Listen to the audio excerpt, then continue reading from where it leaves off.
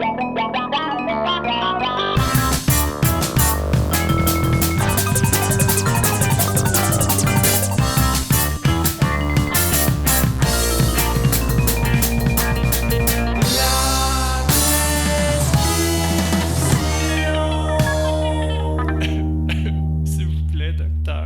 le bonjour, chers amis, et bienvenue à la prescription. J'espère que vous vous portez bien. C'est votre ami Fred Lambert, docteur Fred Lambert, dis-je, qui est avec vous.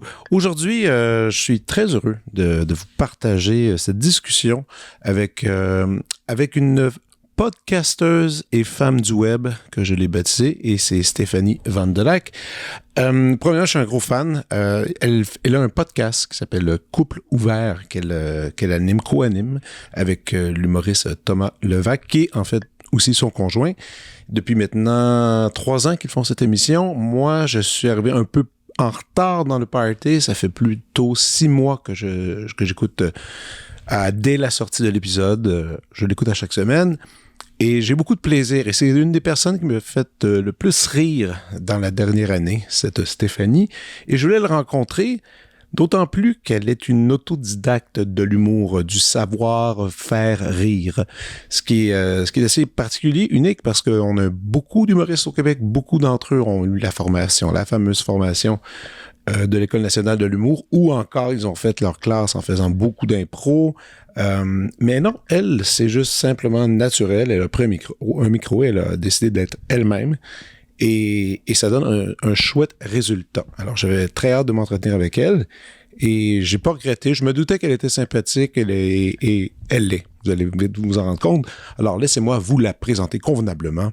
Stéphanie Vandelac. Stéphanie est bachelière de l'UQAM en communication, stratégie de production culturelle et médiatique et diplômée du micro-programme en exploitation de données en intelligence d'affaires d'HEC Montréal. Elle a rejoint les rangs de l'agence de spectacle Consortium en 2015 à titre de coordonnatrice. Stéphanie se spécialise en stratégie de mise en marché, en marketing web, en gestion de production et analytique d'affaires. Depuis octobre 2020, Stéphanie et l'humoriste Thomas Levac animent ensemble le podcast Couple ouvert.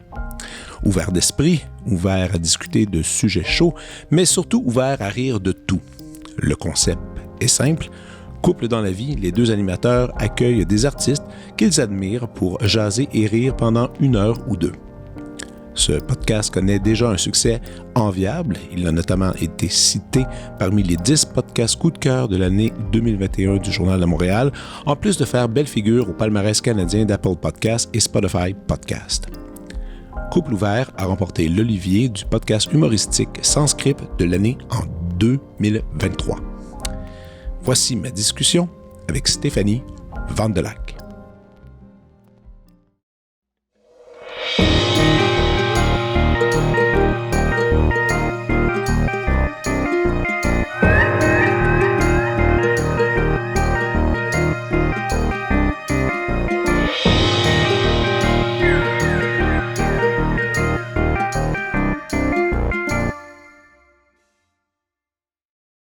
Ben non, ça fait plaisir, Stéphanie Vandelac. Yes. C'est quoi les origines de ton nom? C'est flamand.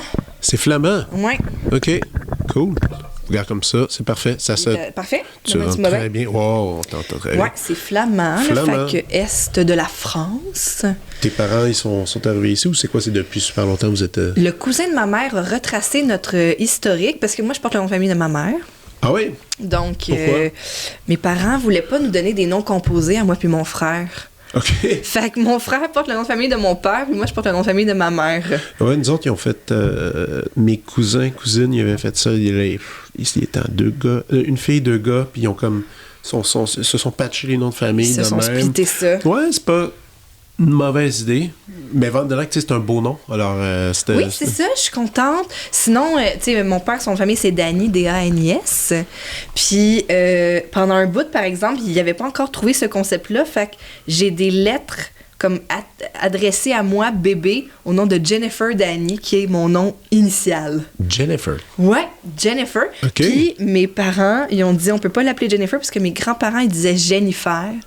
Puis là, il était comme, non, c'est pas beau, c'est pas ça qu'on veut. Tu vois, je connais une fille qui s'appelle Jennifer, mais elle demande qu'on l'appelle Jennifer. Ah, tu vois, mais c'est correct, c'est Donc, son choix. ça dépend. C'est ça. Mais attends, mais sur papier, t'as pas été baptisé. J'ai pas été baptisée comme ça, mais dis, mettons, des lettres de baptême. Genre, mon grand-père m'avait adressé une petite lettre. OK. Fait que là, j'ai des petites lettres comme ça au nom de Jennifer Dany, mon alter ego à quelque part. OK, puis finalement, Stéphanie t'arrive à cause que là, il disait Jennifer, il aimait pas ça.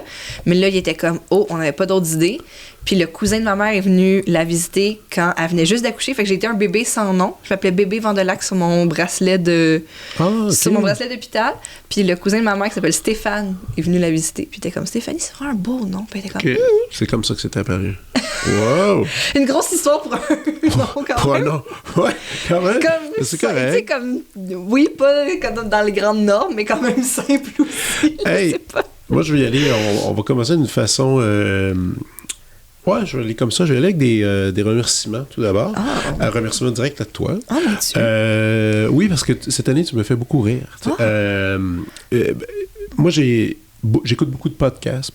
J'ai des grandes allégeances depuis de nombreuses années à diverses émissions. Mm-hmm. Et là, vous autres, je vous écoutais in and out avec votre émission. Puis j'étais avec Couple Ouvert, puis je me disais, OK, des fois, ça me tentait de plonger un peu plus parce qu'il y avait des bons invités, puis j'aimais bien l'énergie, les shows live, on va tous parler de ça d'ailleurs. Mm-hmm. Et donc, j'ai dû dire adieu à un show.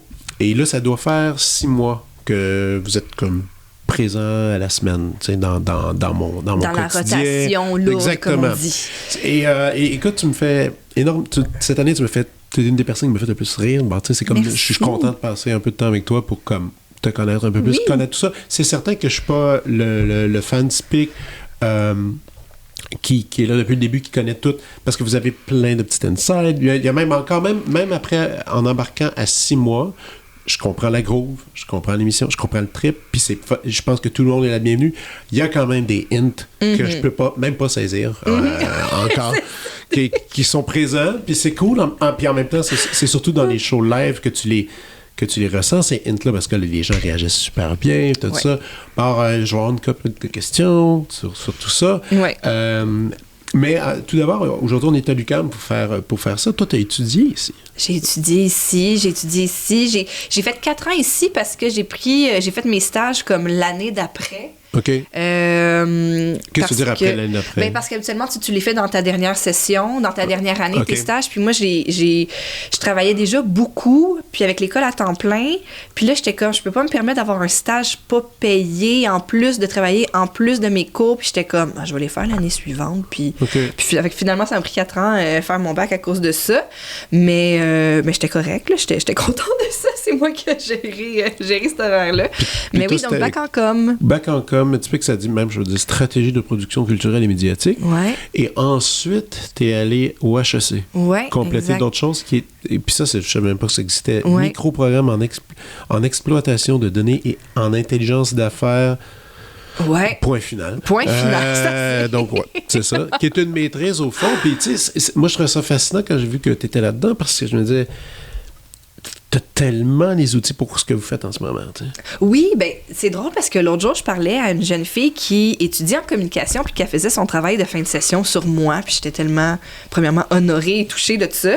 Mais puis, je trouve que ça fait du sens dans un sens. Ben, tu sais, dans le sens, je sais pas, là, moi, j'avais jamais pensé que je serais la source d'un travail universitaire un jour, fait que j'étais juste comme, oh my God! Mais oui, c'est elle qui me l'a dit à quel point ça avait du sens, parce que, bon, ensemble, on a refait mon parcours, puis après ça, était comme, donc, et tout ça a abouti au podcast humoristique sur scène et en studio. Je suis maintenant aussi copropriétaire du studio où on enregistre. Ça aussi, d'ailleurs, j'ai des questions là-dessus. Fait que... donc, c'est ça. Puis là, j'étais comme, oui, tu sais, on dirait que c'est juste une espèce de choses qui ont déboulé puis qui m'ont mené jusque-là.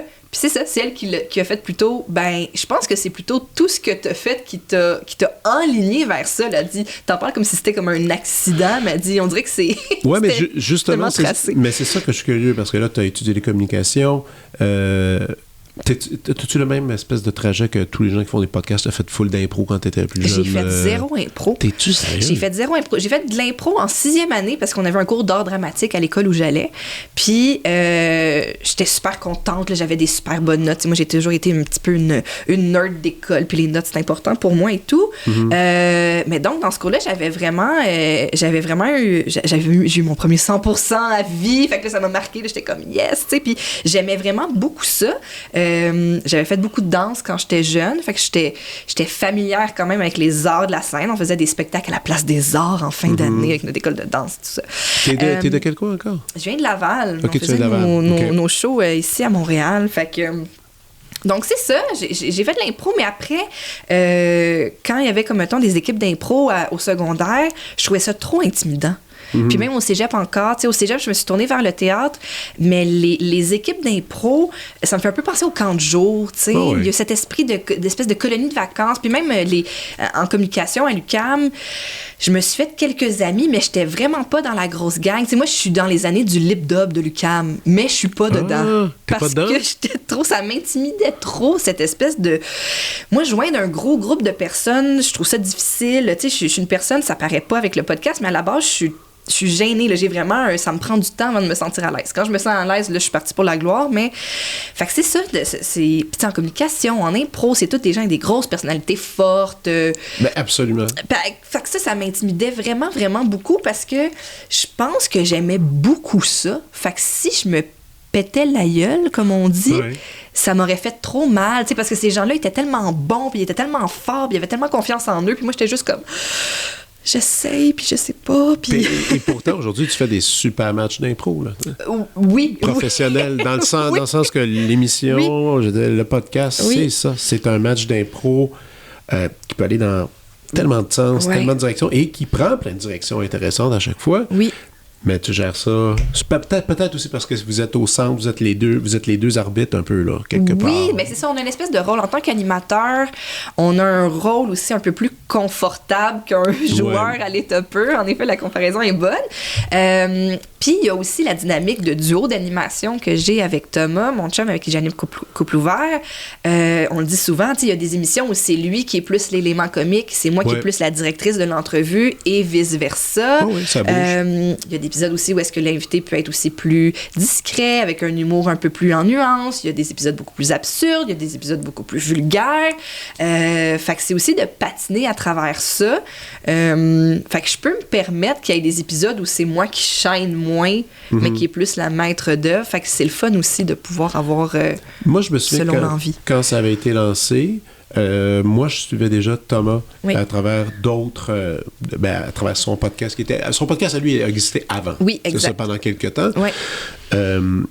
Et là, toi, t'es apparu. Moi, en fait, je connais même pas la réelle histoire du début de votre truc ensemble. C'est comment... Même comme votre rencontre, je connais pas. Et je connais pas non plus comment vous êtes arrivé à l'idée d'aboutir à prendre 2 micros puis de vous lancer là-dedans. Ça te dérange-tu? Tu l'as sûrement raconté plein de fois. Je l'ai raconté plein de fois, mais maintenant, tu vois, je suis capable de bien la synthétiser. Voilà. Je l'ai raconté. On s'est rencontrés à un gala des Oliviers. À l'époque, c'était en décembre. Okay. On se connaissait pas du tout, mais moi, je le suivais sur Facebook. Je le trouvais super drôle. Thomas, c'est un auteur humoristique à la base. Puis, lui, il s'était donné pour mandat pour se trouver de la job. Il s'est dit quelle meilleure façon que de montrer que je suis bon auteur et drôle que de mettre du matériel pour que les gens le voient puis qu'ils fassent comme ce gars-là, il y a quelque chose que j'aimerais travailler avec. Du matériel, tu veux dire sur Facebook. Donc, il écrivait des statuts Facebook humoristiques. Moi, il y a un truc que j'ai écrit à Thomas il y a longtemps, avant qu'il soit Thomas Novak, celui que... Tu sais, il publiait tellement. Ouais. Je me souviens que j'avais écrit, je dis, man... Je sais pas, j'avais dit que j'avais fait ça. J'avais dit, écoute, tu me fais tellement rire, ça n'a aucun bon sens que tu publies, mais je disais, il me semble que tu devrais pas faire ça. Mm-hmm. Mais tu vois. Puis, parce que je me dis, c'est tellement des bonnes jokes, puis il meurt vite. Tu sais? Oui, puis demain, il faut que tu en écrives une autre. Puis demain, il faut que tu en écrives une autre. Tout le temps, il était productif. Ça n'avait aucun bon sens. Mais tu vois, ses collègues lui disaient ça. C'est comme tu mets ton matériel sur Internet gratuit, puis en plus, demain, il faut que tu recommences, puis tu recommences, puis tu recommences. Ça, là. Mais il faisait ça. Mais tu vois, faire ça, c'est ce qui lui a ouvert la porte de participer au podcast de Mike Ward sous écoute, avec Jean-Thomas Jobin. Okay. Donc, à l'époque, Mike avait demandé à Jean-Thomas, viens faire sous écoute. Puis, tu sais, ça fait quand même un bout. Encore là, sous écoute était déjà très important à l'époque, mais est devenu ce monstre de podcast. Puis c'est ça, puis Jean-Thomas, il a dit, il y a un gars, justement, que je trouve vraiment drôle sur Internet, je le connais pas, mais je le trouve super bon, il me fait vraiment beaucoup rire, puis c'est pour ça qu'il... Et ce passage-là, à sous-écoute pour Thomas, réellement, après ça, lui a donné le vent dans les voiles pour aller sur un autre niveau. Quelques invitations, il est allé à quelques reprises, exact. Et là, on l'a vu. Exact. Moi, je savais qu'il était auteur déjà pour d'autres gens, il avait écrit pour Kat Levac, je pense, qu'il avait écrit notamment. Un peu.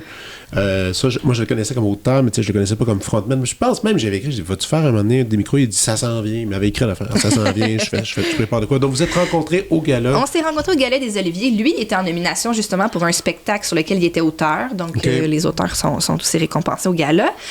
Et moi, à ce moment-là, ça faisait pas très longtemps que j'avais quitté le milieu de la diffusion. Je travaillais à la salle André-Mathieu avant, donc en salle de spectacle. Oui, t'as travaillé là? J'ai travaillé là pendant 8 ans. Oh shit! Okay. Moi, je suis tout le temps là. Je sais. Avec l'orchestre de Laval. Je connais ce que tu fais de cette époque. C'est très drôle. Okay. J'ai été placière, j'ai été à la billetterie, puis quand justement j'ai fait mon bac en communication, j'ai fait mes stages là-bas, puis je suis montée dans les bureaux par après. Wow. Fait que j'ai travaillé aux communications. Ultimement, j'ai travaillé aux communications. Quand j'ai arrêté de travailler là, j'ai commencé à travailler en agence de spectacle à l'agence Consortium. Puis, à l'agence, on travaillait avec des artistes très établis. Puis là, je m'étais donné comme mandat d'essayer d'être un peu plus en contact avec la relève. Puis là, tu sais, j'étais plus concentrée donc, en humour, parce que la salle André-Mathieu, c'était varié. On touche à la musique classique avec l'orchestre. Aussi, la salle André-Mathieu, je pense c'était peut-être à cause de Martin Marthe. Je pense qu'il y avait comme... Lui, il avait fait... au début de sa carrière, ces rodages-là. Tu sais, je pense qu'il y a beaucoup d'humoristes qui ont comme cassé fort leur show à cette salle-là. À l'époque, c'était tu sais, Louis-José Hood passait l'été là-bas. Exact, c'est ça, des gens de résidence. Moi, c'est ça, là, j'ai vu les shows de Louis-José. Je pense qu'un de ses shows, je l'ai vu 42 fois. Parce qu'il passait tout l'été là, puis c'est ça, ce qu'on appelle le rodage, c'est que tu construis bien sûr, tu écris ton texte, tu écris ton show, mais pour arriver à ce que ce soit un show à la hauteur de tes attentes, il y a la période de rodage où est-ce que donc les humoristes pratiquent leur spectacle, puis après ça, vont changer des trucs à travers le spectacle selon la réaction des spectateurs pour mener ensuite à la première médiatique qu'on appelle à Montréal et à Québec. Puis après ça, le show, il change plus pendant 2-3 ans. Bon, ça, c'était la recette. Puis, c'est ça. Laval, c'était un pôle. Il y a eu des galas des Oliviers, un ou deux, je pense, galas des Oliviers à Laval. Peter McLeod avait enregistré son special à Laval. Martin Petit vient de Laval. Fait que c'est quand même... c'est quand même une scène importante. Il y a eu des grosses années d'humour. Et donc, j'ai finalement travaillé en humour un peu par accident parce que quand je travaillais aux communications, c'était aussi la belle époque où tout se numérisait. Alors, j'ai collaboré à la refonte du système de billetterie, la refonte du site web parce que c'était les années où est-ce que soudainement, il y avait un shift qui se faisait. On vendait plus de billets en ligne qu'en personne. Avant, les gens faisaient la file là, quand on mettait des shows en vente. À midi, vendredi, je sais pas. C'est ça, on se rappelle la belle époque du guichet admission. Puis c'est ça, on vend vendredi à midi puis aller faire la file. Et là, il y a ce shift tranquillement qui s'enlignait vers la vente en ligne. Puis moi, j'avais des connaissances en informatique. J'étais comme, je pense que je peux vraiment vous aider là-dedans. OK. Et pourquoi je me suis ramassée après ça en agence de spectacle spécialisée en humour, c'est que, vu que je travaillais aux communications, j'ai développé des liens avec les producteurs d'humour qui faisaient des shows à Laval, parce que j'ai peaufiné aussi une infolette, j'étais capable d'y intégrer des promotions et tout. Puis là, les producteurs étaient comme, hey, c'est le fun de faire affaire avec elle, c'est créatif, on utilise les nouveaux médias, on vend, elle envoie une infolette, puis on vend...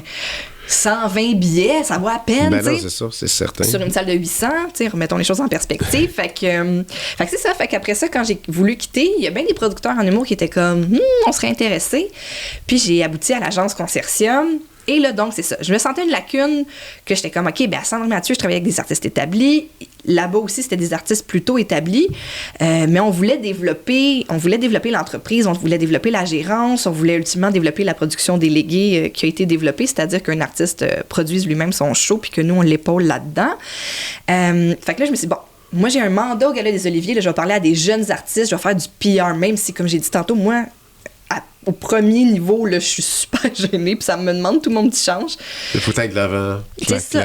Bonjour, je m'appelle Stéphanie, machin. T'avais une carte d'affaires. Écoute, j'avais des cartes d'affaires. je croise Thomas, puis là, je me dis, hey, c'est le gars que je trouve donc drôle sur Internet, je vais lui dire. Puis il m'a, là, rebuté du revers de la main. Là, lui, il était comme, moi, j'étais en nomination, je me suis acheté un suit. Puis moi, j'étais juste comme, hey, bonjour, je te trouve vraiment bon. Puis il m'a répondu, c'est mon métier. Là, j'étais comme, oh my God. C'est donc bien gênant. Oh non, je veux plus parler à personne de la soirée. Puis après ça, on s'est reparlé sur Messenger. Il m'a salut, nanana. Là, j'étais comme, hey, toi, là. OK, il t'a retrouvé? Oui, lui, il était juste il t'a comme... retracé? Ben, lui, il était juste comme, tu sais, parce qu'on a des cercles communs, fait que maintenant, vous connaissez peut-être, tu sais. Puis il était comme, elle a l'air gentille, je vais y jaser. Mais il se souvenait pas de votre... Non! Oh, shit. Puis moi, j'étais comme, yo... Tu m'as rebuté l'autre fois au gala. Puis as-tu dit, je m'en souviens ou je m'en souviens pas? Oui, sur le coup, il s'en est souvenu. Wow. Mais bref, on a mis ça derrière nous, on s'est mis à jaser, on est tombé en amour, puis rapidement aussi après ça, tu sais, justement, Mike Ward, vu que Tom, il avait fait plusieurs fois sous écoute, puis il disait, fais donc un podcast, tu serais bon pour faire un podcast. Puis là, moi, je suis arrivée, puis j'ai fait, mais moi, j'ai des connaissances en informatique, puis en mise en marché, puis en commercialisation, puis je pourrais, je pense, t'aiguiller puis te faire rencontrer les bonnes personnes pour que ça se concrétise. Fait que quelques mois après, il lançait son podcast, puis le but ultimement de son podcast, c'était de vendre des billets pour sa soirée d'humour qu'il faisait à l'hémisphère gauche. Mais à vrai dire, c'est surtout ça que la plupart, surtout aux États-Unis, sur la scène aussi québécoise, mais aux États-Unis, c'est presque obligatoire. Un humoriste doit faire un podcast pour vendre ses billets. C'est l'outil de promotion numéro 1. T'sais. Oui, mais ultimement, nous, ce dont on s'attendait pas, c'était que ça soit finalement le podcast qui soit la source de revenus la plus importante quelques années plus tard. Ça a pris quand... C'est quoi, mettons, le nombre de temps que ça a pris pour que ça devienne finalement l'emploi numéro 1? Je te dirais peut-être 1 an après le début de Couple ouvert. Wow! Ouais. Et là, vous, ça fait 3? Ça fait 3? Ça fait 3. Non, attends.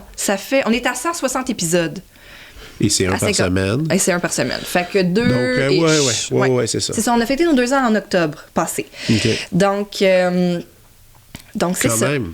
Ouais. C'est allé vite. C'est allé vite parce que la belle histoire aussi avec Couple ouvert, il y a 2 niveaux. C'est que Thomas avait cumulé de la popularité donc sur ses réseaux sociaux en étant très, très, très, très proactif, en mettant des jokes sur Internet. Ouais. Fait que ça y a créé une grosse communauté sur sa page Facebook. Absolument. Après ça, donc, quand il a parti son podcast, il y avait déjà une grosse communauté de gens qui l'ont suivi là-dedans. Fait qu'après ça, quand il a parti Couple ouvert, tu sais, des fois, quand les gens viennent me voir puis disent, je me pars un podcast, puis je suis comme, faut que je t'explique que Couple ouvert, je suis pas partie de zéro. Non. Je suis partie sur quelque chose que Thomas avait bâti depuis des années. Il y avait un nom établi, puis là, tu prends ça, puis c'était plus facile à manier d'une certaine façon. C'est ça. Je suis arrivée sur un tremplin. Là, on a amené ça à l'autre niveau après ça avec Couple ouvert. Puis il faut rappeler aussi que c'était la pandémie. Alors les gens avaient beaucoup de temps à la maison, du temps à tuer, ils s'ennuyaient, ils pouvaient pas voir leurs amis. Fait que je pense que ça l'a fait du bien. Ben, je pense, mais il y a beaucoup de gens qui nous l'ont communiqué. Ça l'a fait du bien à bien du monde d'entendre du monde rire, avoir du fun, puis se sentir un peu dans la gang. Puis d'accord, mettons, il y avait son podcast solo, mais il y a quand même le moment... Il est venu d'où le moment de se dire « Hey, je suis ta blonde, ça ensemble. Je pourrais peut-être prendre le micro puis venir tempérer un peu tes propos. » Oui. Mais où c'est lui qui a dit viens donc mettre un peu toi ici. L'idée vient de lui. Okay. L'idée vient de lui parce que là, il se disait bon, justement, je vais amener ça à un autre niveau. Puis son podcast, c'est un podcast d'entrevue. Puis c'est plus... Oui, il y a des bonnes jokes à travers certains épisodes, mais ça reste un podcast sérieux où les gens venaient un peu vider leur trip, là, tu sais. Oui, puis j'ai entendu des affaires que c'était pas drôle, là. Oui, non, c'est ça. C'était correct aussi, là. Super touchant, super intéressant. Ouais. Mais là, lui, il se disait, bon, ben là, moi, j'ai des shows d'humour à vendre. Ce serait le fun que le monde, il voit que je suis drôle, là, tu sais. Là, il voit que je suis un bon intervieweur, que je suis sensible, que j'amène les gens dans des zones plus touchées. Mais là, c'est ça. Puis là, il dit, mettons, je vois un sous-écoute ou d'autres podcasts où est-ce que c'est plus éclaté, ou est-ce que c'est plus facile de rire et la blague est jamais trop loin. Fait qu'il était comme, bon, je pense qu'il faut qu'on soit un peu plus. Là, il se disait, bon, je m'enlignerais vers une co-animatrice féminine parce qu'il dit, j'aime beaucoup la dynamique que j'ai dans mon podcast quand je reçois des femmes. Je trouve aussi que c'est un sens de l'humour différent. Je trouve que c'est une sensibilité différente. Fait que là, on était dans le salon. Puis là, il me dit, tu verrais comme quelle fille, tu sais, comme... avec qui je préfère ça. Puis j'avais répondu, ben, moi, je suis la fille la plus drôle que je connaisse. Puis il m'avait répondu, ben, c'est exactement ce genre de répartie et énergie que je cherche. Ouais. Fait qu'on essaye, tu sais. Puis en même temps, moi, je lui avais parlé de mon parcours, je lui avais parlé de, tu sais, j'ai flirté avec les arts de la scène, donc théâtre, danse, puis aussi me côtoyer au quotidien, puis il était comme, je pense que si tu me donnes une chance, là, tu sais, j'entends tes inquiétudes, puis ton côté gêné ou tout ça, mais t'es comme, je pense qu'on devrait essayer. Mais quand vous avez planté le micro, puis avez-vous fait évidemment, vous avez fait un pilote? Ben, le pilote, c'est l'épisode 1. C'est l'épisode 1? C'est l'épisode 1. On le fait avec Michel Grenier parce que moi, je travaille en collaboration très près avec Michel depuis quelques années. De quelle façon tu travailles pour sa compagnie? Parce que, non, je travaille pas pour sa compagnie, mais c'est un de nos clients chez Consortium parce qu'on boucle la tournée de Mike notamment et de Daniel. OK, juste pour qu'on comprenne aussi, oui, il y a Couple Ouvert, mais tu travailles encore pour la compagnie Consortium. Oui. Quand on a lancé Couple Ouvert, j'étais en congé de maternité, ceci dit. Notre bébé avait 6 mois. Elle est donc née tout juste avant le début de la pandémie. Et j'allais recommencer à travailler sous peu, le mois d'après. On a commencé ça fin septembre, début octobre, à enregistrer. Puis j'ai recommencé mon congé de maternité finissant en novembre. J'allais retourner au bureau. Puis je suis retournée au bureau. Puis ça a commencé avec le fait que je prenne mes après-midi off là, pour aller enregistrer ça sur le fly après. Aïe, aïe. Donc, c'est pour ça aussi, comme je te dis, c'était pas lucratif dès le départ. Là. Moi, j'ai continué à avoir ma job longtemps jusqu'à ce qu'un moment donné, je fasse... C'est trop. C'est trop. Okay. C'est trop, puis ça prenait de plus en plus d'ampleur du côté de Couple Ouvert. Puis j'étais comme, mais je veux aller au bout de ce projet-là tant que ça fonctionne. Donc là, c'est seulement ça en ce moment. C'est Couple Ouvert à temps plein. Je reste quand même à l'emploi de Consortium. Je me vois un peu comme une genre de consultante interne. Donc là, tu sais, il y a des nouveaux employés qui sont arrivés. La boîte a grossi.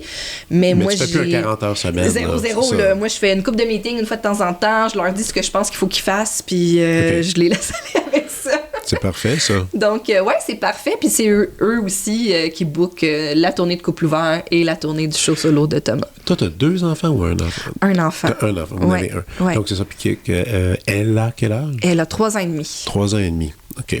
Donc, quand même, tout mettre ça en branle. En plus, les deux, vous êtes dans le podcast. Bon, c'est pas super évident. Je sais qu'il y a quelques fois, tu mentionnais, ce soir, mon père vient garder, ou je sais pas trop. Oui, là, ma mère garde beaucoup. Ou ta mère vient garder, Mon tout ça. père habitait à l'étranger. Ils viennent de revenir au pays. Là, ils gardent. Mais tu vois, là, je viens de réaliser que notre calcul mental était pas bon tantôt. Ça veut dire que ça fait 3 ans Couple Ouvert. Il me semble que oui. C'est ça. Oui. Parce que, tu sais, c'est une 50aine d'émissions par année. C'est ça, exact. Donc, fait que si la petite a 3 ans et demi, Couple Ouvert a 3 ans. Oui, c'est ça. C'est un bel indice. Un bel indice d'âge. On l'a échappé tantôt. Le podcast dont je suis le plus fidèle, c'est un podcast qui avait débuté en 2012-13. Moi, j'ai embarqué la 2e année du podcast, et là, on est aujourd'hui bientôt en 2024. Et ça, mettons, je pense qu'ils sont rendus à 630 quelques épisodes, et j'ai tout écouté, et ça s'appelle, et sûrement, t'en as déjà entendu parler, ça s'appelle Your Mom's House. Oui. Évidemment. Et c'est aussi un couple. Oui. C'est drôle parce que c'est la même chose. Oui. Puis longtemps, tu sais, ce podcast-là, tu sais, c'est une religion, c'est tous mes mercredis matins. Il sort à 5h30, je m'en vais jogger, ils sont là. Ce couple-là m'amène dans un délire. Et c'est très bizarre. C'est comme j'ai un rapport qu'ils me font rire, puis je connais leur code, puis c'est cool. Mais en même temps, je suis ému d'être témoin de leur relation. Il y a quelque chose de pas de voyeurisme, mais tu sais, de juste de dire c'est tellement le fun de voir 2 personnes qui ont une aisance à communiquer, qui se comprennent dans leur... Et d'en être témoin, et là, dans leur cas, ils ont tellement de fun que c'est participatif, les gens envoient des trucs. Vous, il y a un peu de ça aussi. Tu sais, moi, et je pense que je me tannerai jamais vraiment de regarder des couples agir entre eux, tu sais. Vous êtes en représentation. Bon, c'est enregistré. Au début, c'était en studio. Maintenant, beaucoup de performances live. Moi, j'aime beaucoup les lives. Les lives, l'énergie est explosive. Et démesurée. Est-ce que... Il est où le défi du couple là-dedans, justement, de se mettre en spectacle et de réussir à fermer la porte au bon moment? Il faut qu'il y ait un moment où est-ce qu'on ferme la porte. Ça doit être quand même difficile. Ben, tu vois, c'est pas si difficile parce que...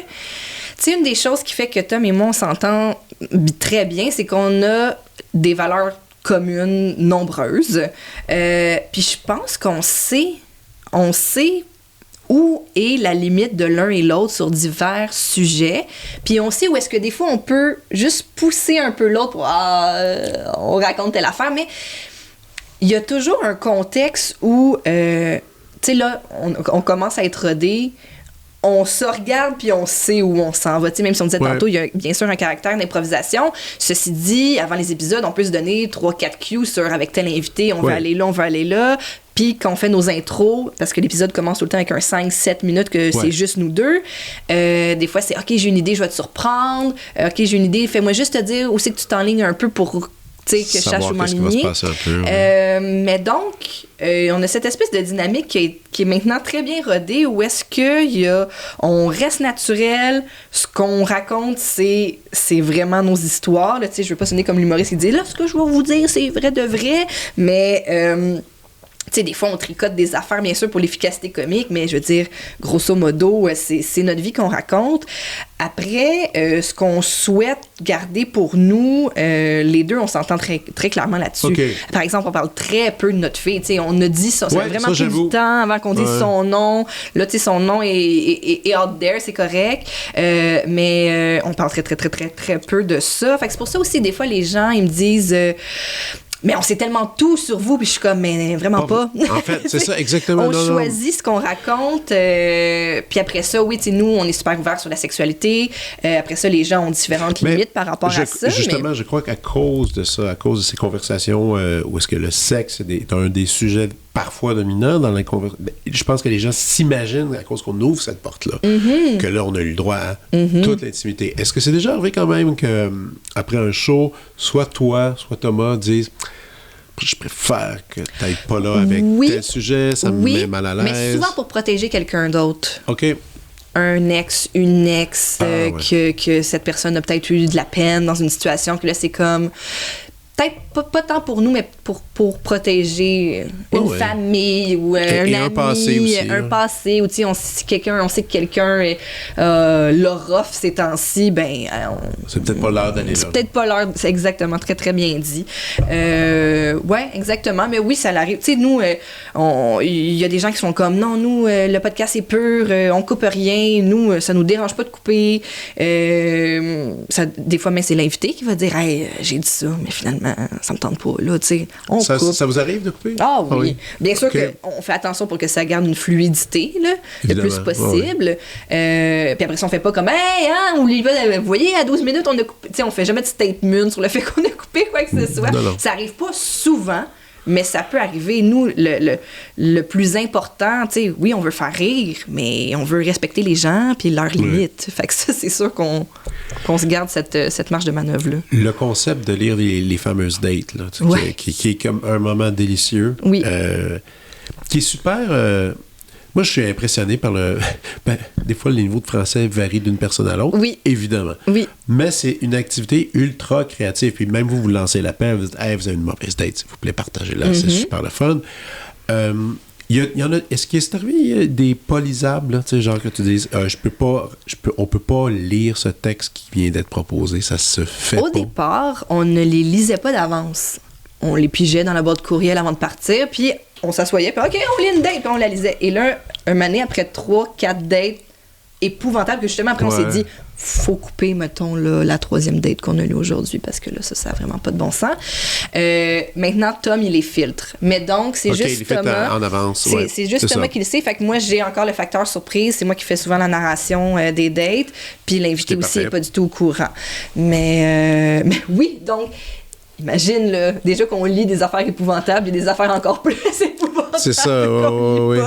Mais après, c'est parce que, tu sais, nous, ce qu'on veut, c'est justement dire aux gens, si tu as eu une mauvaise date, c'est pas la fin du monde. C'est pas la fin du monde, on peut en rire. Tu sais, nous, on est de cette école où nous, on aime rire de tout. On pense que le rire, c'est une façon aussi de se guérir de trucs traumatisants, de sortir ça de soi. Il y a du monde qui aime pas rire de tout. C'est bien correct aussi. Chacun sa technique pour passer à travers des affaires. Mais après aussi, des fois, c'est dans la tournure que c'est amené, ou des fois, tu sens qu'il y a de la revanche, là, dans la façon que c'est écrit, ou il y a des gens qui essayent trop d'être drôles, puis que là, ils font des jokes déplacés. Puis là, tu fais, non, j'ai pas envie d'avoir ça en bouche. Mais là, vous en recevez beaucoup. on en reçoit beaucoup, la boîte courriel la boîte courriel est pleine, mais on est toujours, tu sais, moi je renvoie tout le temps l'invitation parce que on veut, c'est le fun quand il y en a des excellentes, là, tu sais, j'aime ça. Mais il semble que tout le monde a une mauvaise date à se raconter qui est comique. Ben, je pense Toi, que oui. Je pense que oui, j'ai des... Mais tu sais, des fois, maintenant, à la lumière de tout ce qu'on a lu, je suis comme, finalement, les miennes étaient vraiment pas super que ça. Ah non, c'est ça. Oh, alors, je comprends ce que tu veux dire. Mais non, c'est amusant. Puis tu sais, c'est drôle parce que récemment, il y a une jeune humoriste qui s'appelle Elisabeth Picard qui a parlé de nous dans un autre podcast qui s'appelle Deux femmes, un rêve, puis elle dit que justement, nous écrire lui a donné la piqûre et la volonté d'aller plus loin en humour après, parce que pour elle l'a vu aussi comme un exercice un peu humoristique, tu sais, de raconter son histoire avec les punchs à la bonne place. Puis elle avait trouvé après ça qu'on avait justement ri aux bonnes places, puis elle était comme, OK, je pense que j'ai envie d'aller plus loin avec ça, puis maintenant elle fait de la scène, tu sais. Je trouve ça tellement cool comme histoire. OK. Elle, c'était son coup d'envoi, d'essayer de publier quelque chose de bien écrit, de bien crafté sur elle-même. Wow! Ouais, mais je trouve ça super cool. Mais c'est un bon exercice. C'est un bon exercice, je trouve, d'écriture. Probablement, tu parles de toi, tu parles de tes bébites, de quelque chose qui t'a habité, une histoire super précise. Ouais. Puis tu le mets sur papier, je suis certain que comme exercice d'humour, même, ça devrait être un genre... Thomas, il a fait l'école, hein? Oui, il a fait l'école en tant qu'auteur, ça serait un exercice à donner à tout le monde. C'est vrai. Écrivez votre pire date, mais que ça soit amusant. Oui, exact. Et bien, ça serait le premier devoir, moi, je pense. C'est une super bonne activité, oui. Non, et puis en même temps, ça te revisite un paquet, puis t'en oublies des dates. Puis tu sais, moi, ce que j'aime le plus de ce segment-là, c'est que je trouve que dans les podcasts, tu sais, nous, on a un podcast d'entrevue comme bien d'autres, comme le tien, comme un nombre d'autres. Puis des fois, je me dis, justement, tu disais, bon, l'histoire que tu as rencontrée, Thomas, tu as dû la raconter plein de fois. C'est vrai. Fait que, tu sais, c'est pour ça que je me dis, un moment donné, je trouve ça le fun que dans notre podcast, on donne de la voix à du monde. N'importe qui peut nous écrire. Ça, parlons-en. Vos invités, ce que je trouve qui est vraiment le fun, vous êtes vraiment off the grid, tu sais. Dans le sens que moi, j'ai plus la télévision, je suis un peu déconnecté. Et quand je regarde les invités que vous avez, tu sais, à peu près 3 sur 4, je dirais, sont pas dans les mainstream médias. C'est du monde nouveau, beaucoup de relève, des noms que je suis pas au courant. Puis ça, c'est extraordinaire pour ça. Tu sais, puis toute la culture, j'ai envie de dire la culture web, mais c'est un peu vrai parce que c'est tout du monde qui partent là-dessus pour faire leur nom. Vous leur donnez vraiment une place, tu sais. Ouais. Ça, c'est cool. Puis évidemment, une couple de stars, une fois de temps en temps, qui viennent puncher, mais tu sais, je trouve que le gagnant, c'est au bout du compte, c'est que vous mettez une place à la relève. Je dis relève, puis c'est pas nécessairement ça, c'est juste du monde. Il y a aussi du monde que c'est même pas la relève, c'est juste qu'il existe ailleurs. Puis vous autres, vous êtes là-dedans. Ben, tu sais, le podcast, les invités du podcast restent beaucoup à l'image de ce que nous, on consomme. T'sais. Moi aussi, ça fait 10 ans que j'ai plus la télé. Fait que c'est rendu c'est tellement fou, ça. Ça, c'est fou parce que maintenant, il y a réellement des stars que je pourrais pas te dire ce qu'ils ont fait. Aucun... J'ai aucune... Puis je suis comme... Mais je dis pas ça parce que je connais pas ça, mais genre, je fais juste faire... Ah là, je vois les réelles conséquences, entre guillemets, si tu veux, de... OK, là, j'ai vraiment... Il y a, mettons, réellement un bassin de vedettes ou d'artistes que je sais pas c'est qui, je sais pas qu'est-ce qu'il fait, mais c'est correct. Mais mieux encore, je pense qu'à la fin de l'année, toi et moi, on pourrait écouter le bye-bye, puis probablement qu'on va pas le comprendre. Ben, en fait, à un moment donné, tu sais, j'ai eu la réflexion justement en écoutant le bye-bye, puis j'étais comme, ben voyons, c'est bien plate, tu sais, puis un moment donné, j'ai fait un instant. C'est parce que ça parle d'un médium que tu consommes plus. C'est des jokes de publicité télé que tu consommes pas. C'est des jokes de séries télé que tu n'écoutes pas, avec des vedettes que tu connais pas, des comédiens que tu connais pas, à part, mettons, je sais pas, là, bien sûr, Patrick Huard, je sais qui, là, tu comprends ce que je veux dire. Ah, puis même là, Patrick Huard, oui, puis des fois, il y a les autres acteurs en dessous, je les connais pas tous. Non, exactement. Tu sais, je les connais de nom maintenant, je sais c'est qui. Tu sais, mais il y a réellement une... avec la diversité des plateformes et tout ça, là, je pense que là, tu sais, puis malheureusement, on sent les conséquences aussi avec la perte d'emploi chez certains médias, là, tu sais. Donc, qu'on a eu cet automne, là. Ouais. Donc, la culture, maintenant, se consomme sur différentes plateformes, puis on n'a plus ce micro-star system qu'on a eu pendant si longtemps. Là, il y a de la place pour d'autres personnes sur d'autres plateformes, puis les gens, ben, ils consomment ce qu'ils veulent, où ils veulent. Puis, tu sais, je dis pas ça pour dire que c'est mauvais, je fais juste dire, moi, ça me parle pas. Fait que, donc, les invités du podcast, ben, c'est des gens que je trouve drôles sur TikTok, en Reels, que j'ai vu en soirée d'humour, que Thomas a vu en soirée d'humour, d'autres gens qui ont des podcasts aussi. Oui, c'est ça. Non, fait que c'est pour ça. Puis c'est tout un autre univers, c'est ça, je m'en rends compte de plusieurs fois. Puis aussi, c'est ça, comme tu viens de dire pour le bye-bye, c'est juste, ça s'adresse pas à toi. Oui, c'est ça. À un moment donné, j'étais juste comme, c'est pas pour moi. Qui a été créé pas pour toi. Exact. Puis aujourd'hui, c'est... Mais c'est drôle quand même, parce que toi, t'as quel âge? J'ai 36. T'as 36, un peu plus jeune que moi quand même, mais t'as été élevé avec la télé. Bien sûr. Comme moi. Bien sûr. Ça. Donc bien la télé a eu une part importante de cette culture-là, tout ça, mais c'est drôle de pas s'y accrocher, de plus y être accroché. Tu sais, moi, je pense que tu vois, dans mes étudiants à l'université, souvent, eux, évidemment, toute la gang sont tous sur le web. Bon, tu sais, ils savent pas. Des fois, j'en ai un ou deux étudiants qui écoutent encore la télé en famille. Tu sais, c'est une affaire de... Puis c'est présent, puis je me rends compte. Puis eux, ils ont toutes les références. Ils connaissent tout le monde, ils connaissent les noms, tout ça. Puis ça m'impressionne toujours. Puis c'est un peu... rendu plus tard, je me souviens que... Parce que là, toi, tu as un enfant de 3 ans. Moi, mes enfants sont un peu plus vieux. Puis à un moment donné, quand j'ai eu ma première fille, qui a 9 ans, les gens me disaient, ben là, il faudrait peut-être que tu te replugues, parce que là, faudrait qu'elle aille à la cour d'école, puis qu'elle comprenne qu'est-ce qui se passe un peu. Puis tout ça, puis j'étais là, non, je pense que ça va aller. Il y a d'autres... Puis de fait, c'est plus ceux qui écoutent la télé qui sont bizarres. C'est un peu... Non, c'est eux autres qui ont une drôle de référence de s'installer devant la télé, puis de connaître tout cet univers-là, puis ensuite d'en parler. Avant, à la cour d'école, on parlait de qu'est-ce qui s'était passé dans l'émission de la veille de Scoop. Mais tu vois, tu sais, maintenant, j'en ai parlé récemment dans un intro de Couple ouvert, puis c'est quelque chose que je crois et que je vois vraiment. C'est, par exemple, quand on va dans nos familles, qu'on va voir nos parents, on n'a plus de référents culturels communs. En effet, oui. Donc, ma mère, le père à Thomas, il va nous dire... Hey, la pub de ça, la pub de Petro-Canada, es-tu bonne quand le gars, il fait... Là, tu fais... la fameuse pub là, de mycose des ongles, justement, qu'il y avait dans le bye-bye, puis que tout le monde était comme « Hey, la fameuse pub de mycose! » Ils l'ont bien eu! Puis j'étais comme « Tant mieux, j'ai jamais vu ça, moi, tu sais. » Ou c'est ça, t'as-tu écouté telle émission, puis là, ben non, j'ai pas écouté ça. Non. Mais toi, t'as-tu écouté? Tu sais, mettons, aujourd'hui, on a reçu Jennifer puis Colin du podcast Côté Sombre à Couple ouvert en studio. Mais moi, si je dis à ma mère, t'as-tu écouté l'épisode de Côté Sombre de cette semaine? C'était malade. Mais non, tu sais. Mais c'est ça. On est rendu là. Je présume... je sais pas. Puis écoute, ça va être encore plus intéressant. Même ta fille est jeune un peu pour regarder... Regardes-tu la télé? Elle est dans sa passe de films de Disney. Elle est bien dans les films. Ah ouais, les films. Ouais. C'est ça. Ah ouais. C'est parfait. Mais tu sais, avec elle, j'ouvre Apple TV, Disney+, là, tu sais, j'ai pas... ouais, c'est ça. On va peut-être choper l'accent comme... Des fois, elle veut arrêter un film après 15 minutes puis d'en choisir un autre. Puis là, il faut que j'y explique. Je suis comme là, t'es déjà chanceuse d'avoir... Un film. Celui que tu veux. En tout temps. Là, on va l'écouter au complet. Oh, ouais. Dans son temps, maman, fallait qu'elle attende. Oh, ouais. Ah, c'est bon, ça. Son émission à 8 heures. Oui, puis de passer à travers, pas cette année, tu sais, puis donner une chance. Ben, c'est ça, parce que là, j'étais comme là, c'est complètement l'inverse de nous autres, mais il faut quand même, tu sais, elle a le choix tout le temps. Oui. Mais là, j'étais juste comme, OK, là, peut-être qu'il faut accorder du temps. Ouais. Si tu as choisi un produit culturel, vas-y jusqu'au bout. Tu sais, j'essaie d'y inculquer. Puis si on l'a pas fini, on recommence d'où on a repris. Fait que ça, c'était quand même un rythme différent. Mais je trouve ça, la seule chose que moi qui m'a fait peur en réalisant qu'on n'a plus de référents communs, j'étais comme, est-ce que c'est là que justement la culture s'effrite parce qu'on n'a plus de référents communs? Ouais, c'est frite.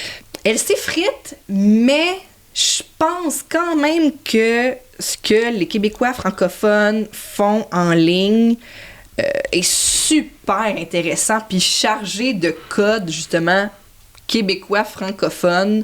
Fun, puis important, puis qu'on peut encore partager. Mais quand on dit que la culture s'effrite, c'est simplement qu'il n'y a pas comme... Mettons, si on pense avec le cinéma québécois, c'est encore des salles de cinéma où est-ce que le film est présenté. Ouais. Cabaret d'humour, il y a encore les lieux pour aller les regarder. C'est, mettons, on parle pas d'endroits sur le web. Là, je parle juste d'endroits physiques. Ces endroits physiques-là sont encore existants. Mais en même temps, ce qui est le fun de ça, le fait que cette culture se déconstruit, ça donne aussi une chance à plein de monde. T'sais, moi, c'est ça que je trouve le fun. C'est qu'il y a plein de voix maintenant qu'on ne pouvait pas entendre. C'est pas tout pertinent, mais il y en a beaucoup qui, à travers tout ça, nous offrent des choses intéressantes. Moi, c'est peut-être ça que j'apprécie. Je sais pas. Ben, j'apprécie énormément ça aussi. Moi, c'est grâce à ça que je fais ce que je fais. Vraiment. Tu sais, parce que je pense pas que jamais personne... Tu sais, avant, c'était un système où il fallait que tu sois choisi. Je pense que si on avait pitché notre show, il n'aurait jamais été choisi pour plein de raisons. Deux presque inconnus. Probablement, ça aurait été pris de nulle part. Ben trop vulgaire, mais à un niveau que tu peux pas mettre ça sur des ondes publiques nulle part. Non, impossible. Tu sais, donc c'est ça, c'est grâce à ça qu'on existe. Mais vous avez été après approché par des gens, je pense, un moment donné, j'avais cru lire. Plus au niveau de la diffusion sur des plateformes de streaming diverses, là, mais pas nécessairement pour être produit. Ce qui est à votre désavantage, parce que de toute façon, c'est bien mieux d'être tout seul avec votre Patreon, puis tout ça, puis de vous organiser. Ben, tu sais, où on est sur les plateformes principales américaines, après ça, Spotify, Apple Podcasts et tout, mais ce que j'avais trouvé drôle dans une histoire de justement distribution sur une plateforme québécoise, c'est au début du projet, je pense 6 mois dans le projet, fait quand même, Couple Ouvert, c'est devenu quand même assez populaire assez vite, fait que j'avais approché une plateforme en faisant comme... Je pense qu'on a un projet comme populaire, puis qui pourrait avoir sa place sur votre plateforme. Non. Puis là, ben, à l'inverse, depuis 6 mois, ils nous courent après, puis je suis comme, non, mais moi, j'ai plus besoin de toi. Non, mais, maintenant que toi, t'as besoin de moi, j'ai plus besoin de toi. Je trouve ça dommage parce que je trouve que ce qui est arrivé avec les médias traditionnels, pour les avoir étudiés justement quand j'étais à l'UQAM, puis les avoir consommés longtemps, puis maintenant un peu, mais c'est bon. On leur a tellement longtemps dit, vous êtes des rois dans vos châteaux, puis vous laissez personne rentrer, ou en tout cas, vous les laissez rentrer au compte-gouttes une fois ou 4 ans. Si tu rentres, là, t'es béni. Là, exactement. Puis là, ben nous, on s'est créé un écosystème parallèle grâce aux nouvelles technologies qui nous ont permis donc de plugger un micro, puis brancher ça sur un ordi, puis que ça fonctionne. Puis là, après ça, c'est comme... Puis là, maintenant, c'est difficile, je trouve, d'avoir...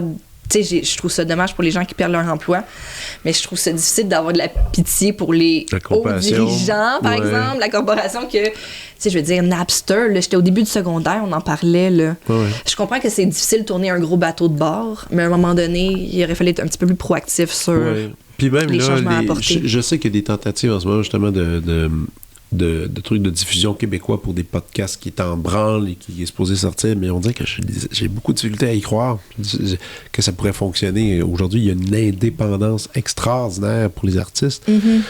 En tout cas, à suivre. Tantôt, tu parlais de vulgarité, parlons-en. Moi, j'ai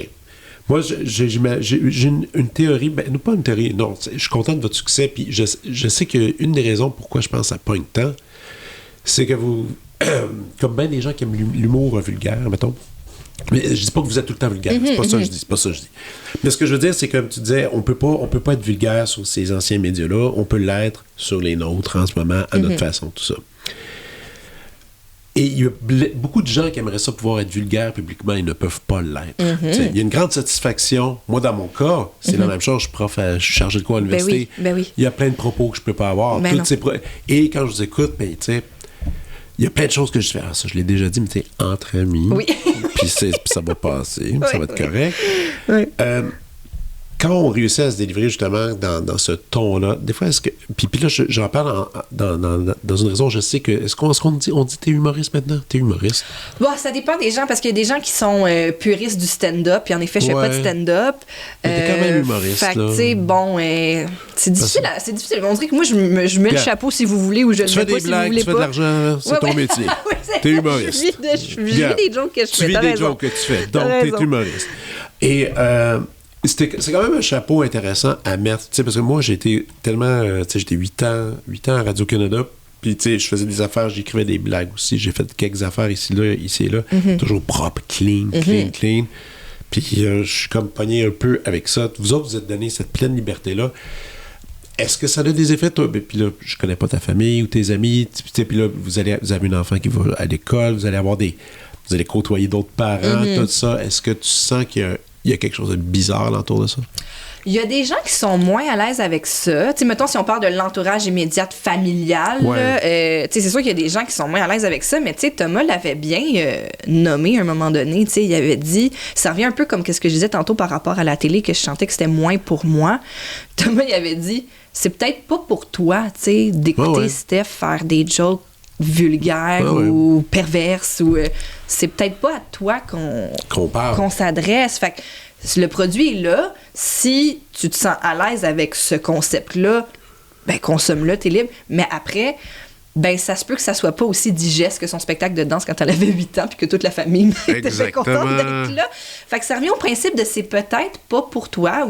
Puis si on ratisse ça encore plus large, il y a des gens qui sont mal à l'aise avec la sexualité ou que ben, c'est pas un sujet qu'ils trouvent très drôle ou ils aiment pas trop ça, ce genre de joke-là, ben c'est correct, c'est pas pour toi, puis c'est la magie. Mais toi, ça t'a pas confronté personnellement avec ça? Pas tant, tu sais, c'est ça. Au-delà de quelques personnes dans la famille, une qui a fait comme, ben moi, j'écoute pas. Puis je suis comme, c'est bien correct, moi, je suis pas là non plus à ta job en train de checker ce que tu fais. Parce qu'il avait écouté, puis il avait fait...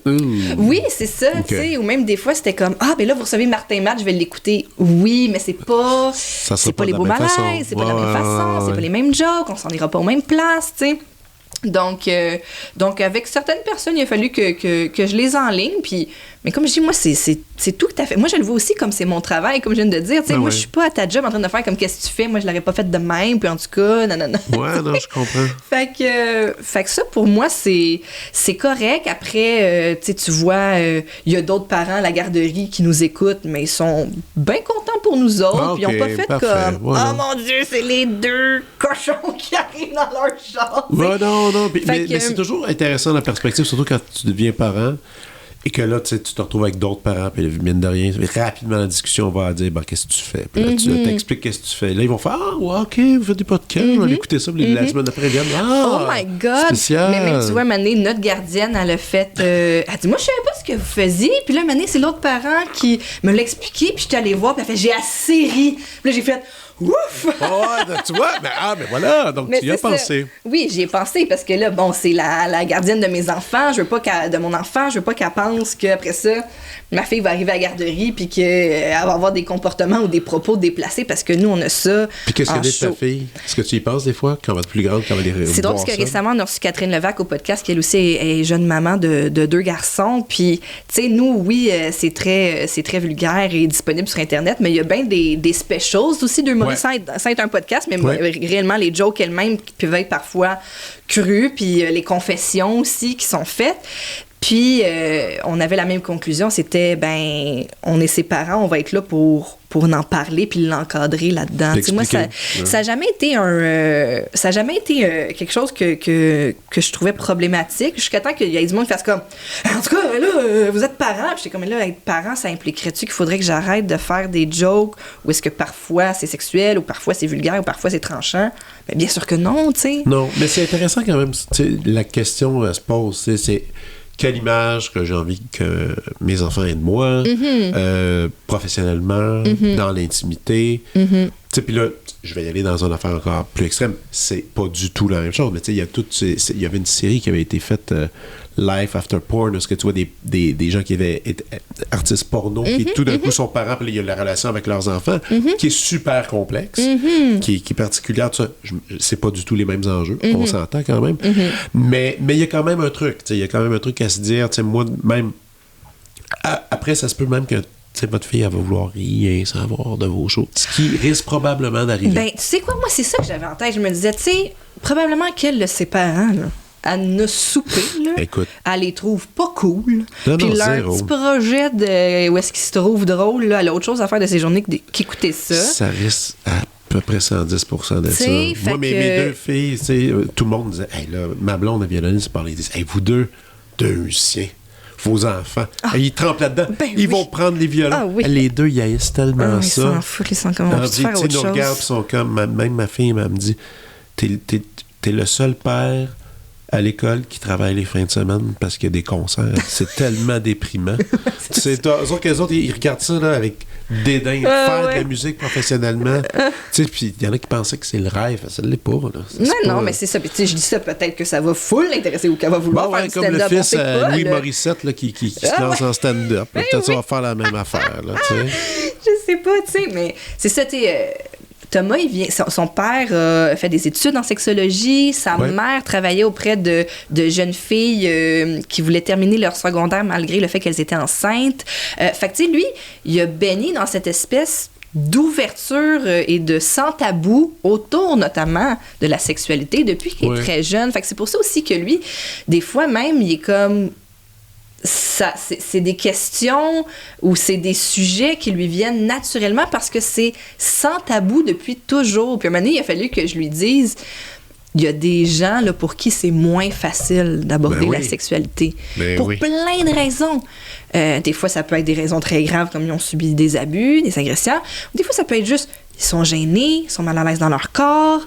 Il y a bien du monde qui se sont même, tu sais, qui font l'amour, les lumières fermées, là, pendant des années. Fait que, je dis, c'est pas tout le monde que cette passion et aisance et intérêt. Fait qu'il faut respecter ça aussi, tu sais. Est-ce qu'il y a déjà eu des... Évidemment, vous lancez vos invitations. Est-ce qu'il y a des gens qui ont déjà refusé de venir? Très peu. Un ou deux. Puis, tu sais, des fois, c'est conflit d'horaire ou des fois, c'est comme... Parce que je pense qu'on demande quand même beaucoup de nos invités en honnêteté et en ouverture. Puis des fois, c'est pas tout le monde qui est à cet endroit-là. Puis ça peut aussi... c'est plus aussi quand on tombe, justement, comme tu disais tout à l'heure, quand tu as un haut niveau de popularité, t'as pas besoin, premièrement, d'aller faire des podcasts. Non. Si tu y vas, c'est pour le fun. Puis, ben il y a des choses que tu fais. Hey, moi, j'étais sous contrat à Radio-Canada. Peut-être pas envie qu'il y ait une vidéo de moi, qu'il y ait une date qui circule sur Instagram.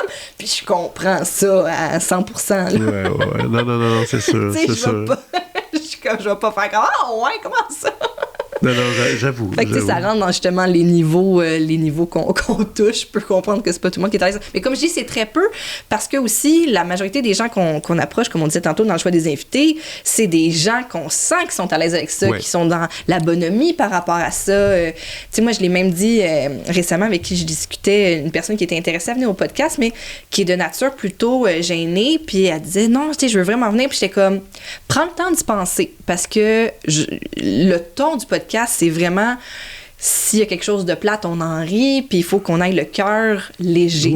Fait que, tu sais, des fois ça peut dépendre des personnalités, ça peut dépendre des périodes de la vie de tous et chacun, mais nous, c'est on rit, puis c'est drôle, puis c'est léger. Puis il y a quelque part aussi il y a aussi sans jugement, tu sais, je trouve. Oui, exact. Il y a quelque chose qui est le fun avec ça. T'sais.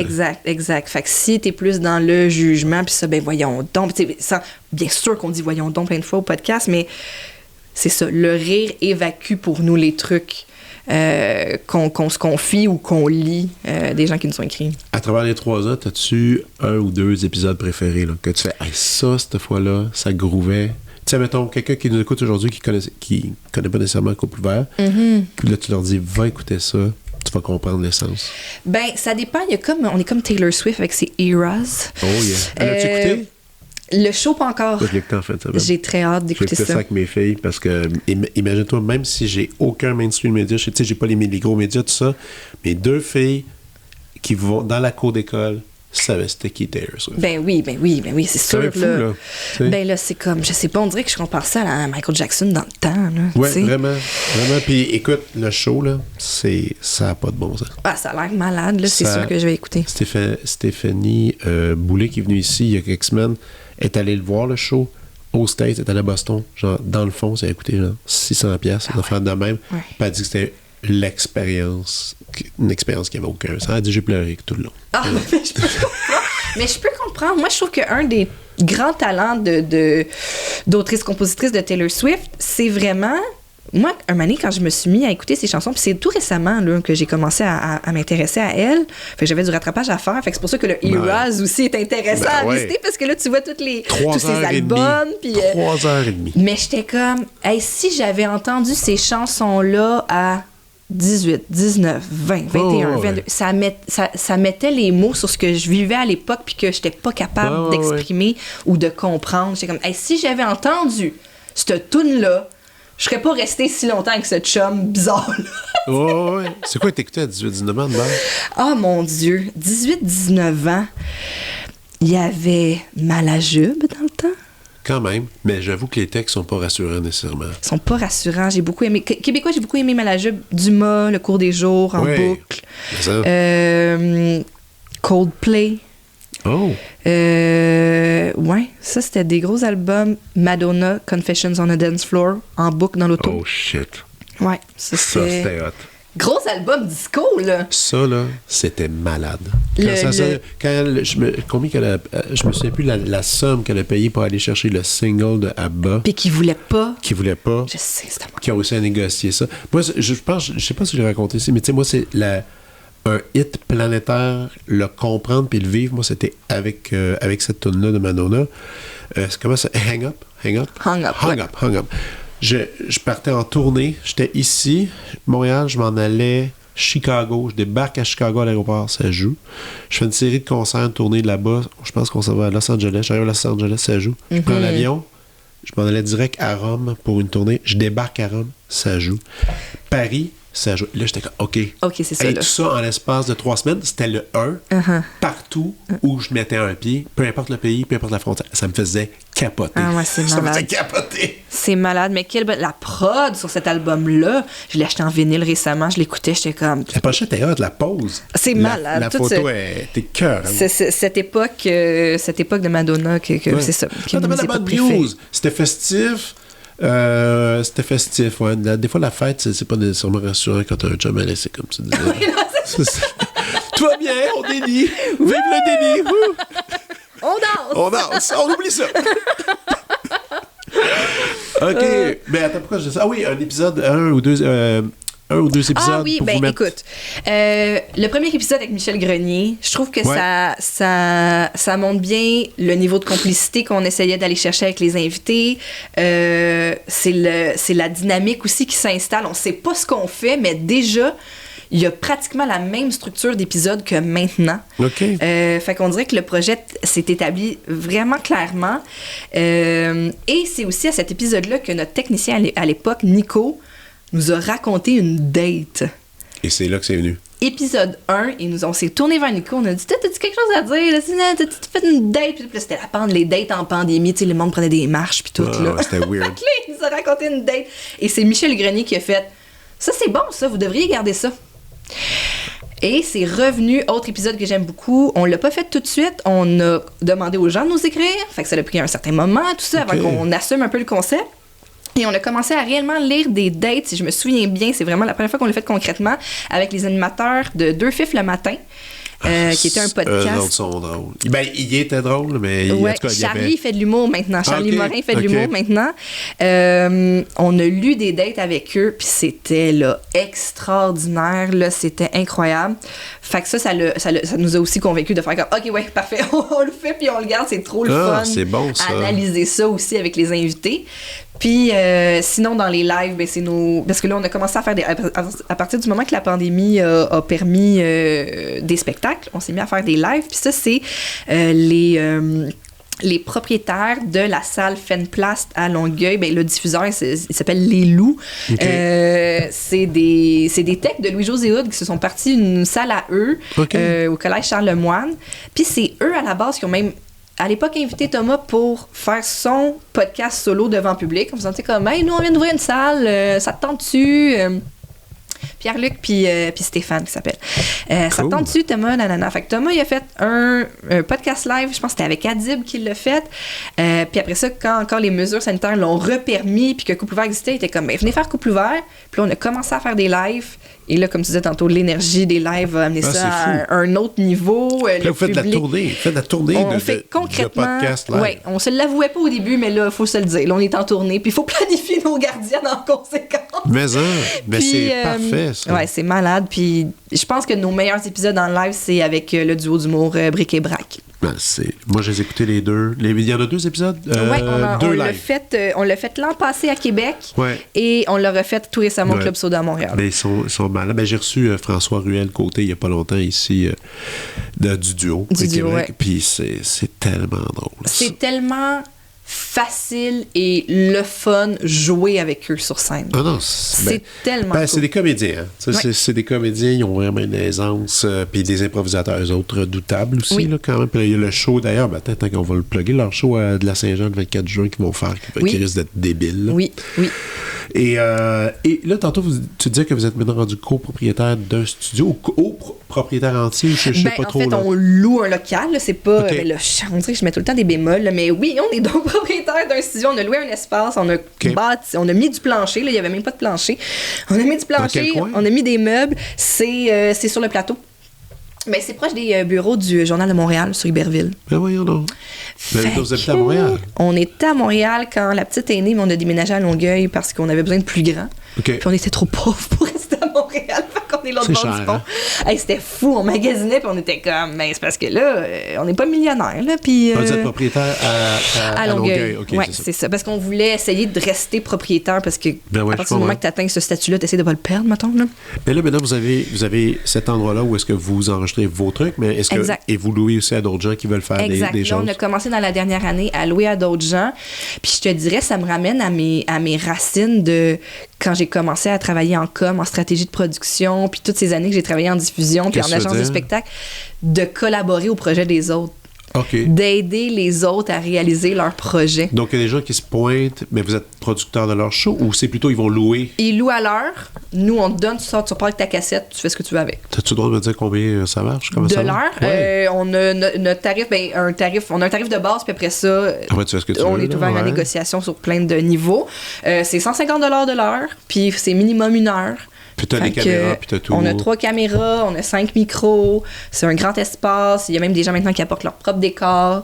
Bric-et-brac, ils font pas ça? Ils font ça là? Ils font pas ça chez nous. T'sais, maintenant, il y en a, vu la popularité des podcasts, il y a différents studios de podcasts qui ont popé, dont le nôtre. À partir du moment qu'on a eu assez de sous, justement, avec le projet pour faire ça, on était bien contents de. Puis là, comme toi, quand vous faites ça, quand tu dis, là, j'ai l'impression de remettre mes pattes dans le métier, c'est que tu aides un peu les gens qui se présentent. Tu vas leur dire, vous devriez faire des coupures. C'est sûr que après ça, quand les gens arrivent, ils ont plein de questions. Ils sont comme, comment je veux faire un podcast? Ça a l'air facile.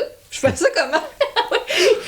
Fait que je trouve ça le fun, les aiguiller. T'sais, des fois, le monde sont comme on peut vous payer pour votre expertise. Puis moi, je suis comme non, tu payes si t'enregistres ici. Mais ça, là. tu devrais. Ça, moi, j'y pensais tantôt. Oui, mais comme en même temps, consultant. Même moi, j'avais tantôt, je me disais, il faudrait que je t'engage. Tu sais, genre pour une consultation. Mais mettons, là, c'est que moi puis Tom, on a cette espèce de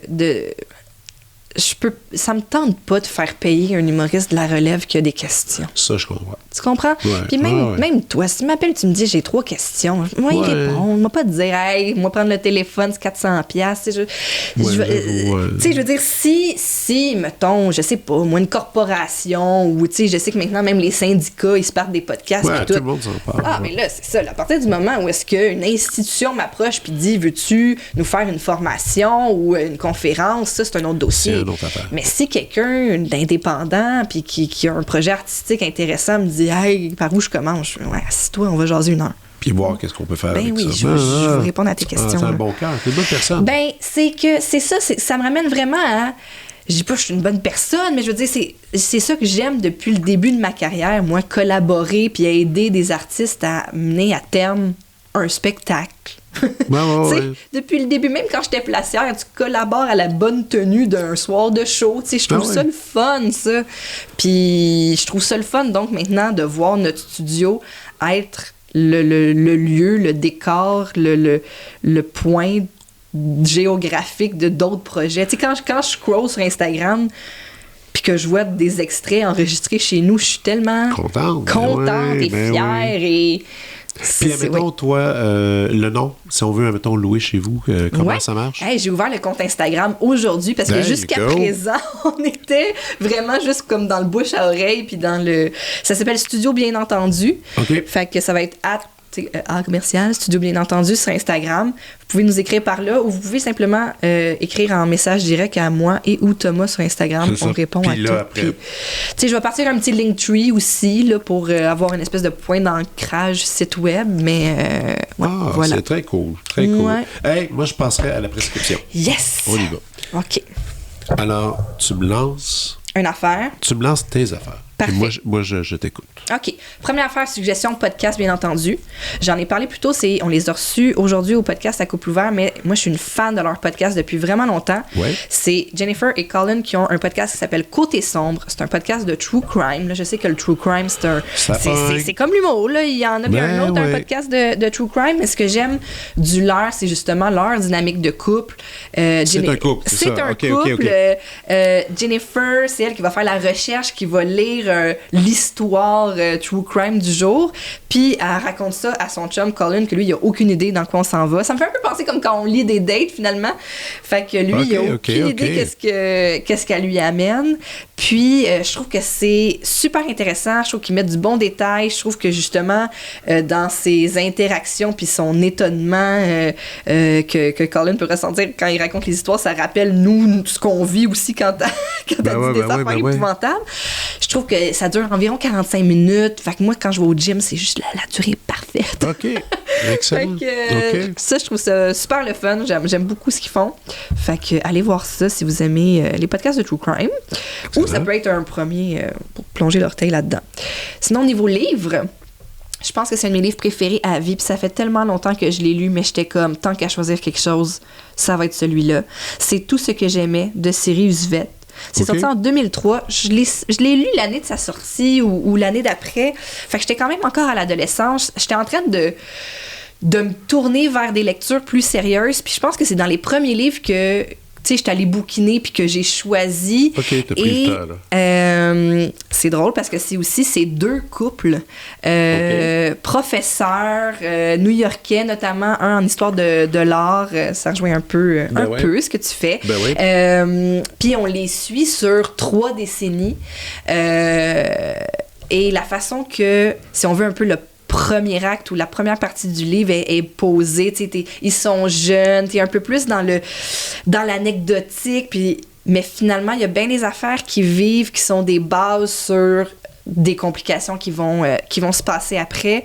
C'est le genre d'œuvre qui te change. Moi, c'est ça que j'attends d'un show, d'un livre, de quelque chose. Puis voilà. Alors, un livre que j'ai adoré.